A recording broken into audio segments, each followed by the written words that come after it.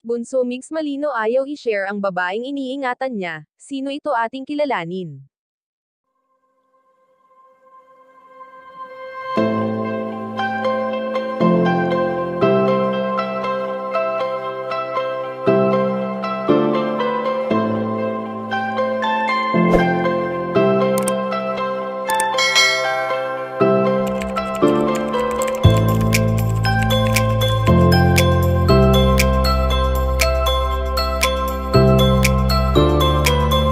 Pinapatibay nga ngayon ng panahon ang nag-iisang si Bunso Mix Malino, dahil sa maraming bagay na ang kanyang nakayanan kahit pa mag-isa na lamang siya sa buhay.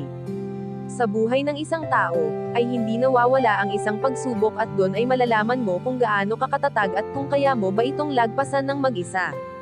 Sa nagdaang panahon na sinubukan ng binata ng matinding problema at ito nga ay ang iwan siya ng kanyang minamahal na si Cutie Mahal, ay hindi ito naging madali sa kanya sapagkat hindi lamang kaibigan ang naging turingan nila para sa isa't isa.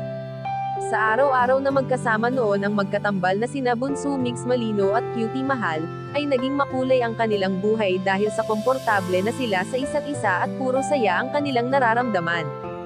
Nakilala rin di umano nila ang tunay na pagkatao ng bawat isa nang sila ay nagsama sa iisang bubong, at magandang balita nga natanggap nila ang isa't isa. Kaya naman ngayong wala na ang namayapang komedyanteng si Cutie Mahal, ay hindi pa rin ito nakakalimutan ng binata. Bagamat si Nene na lamang ang kanyang palaging nakakasama, ay aming napag-alaman na ayaw i-share ni Bunso Mix Malino si Nene sa iba. At bilang isang kuya, ay ninanais ng binata na magkaroon ng maayos na makakarelasyon ang kanyang kapatid, at ito ay nagpapakita lamang ng labis niyang pagmamahal. Kayo mga ka-chika, anong masasabi niyo dito? Please leave the comment and don't forget to subscribe.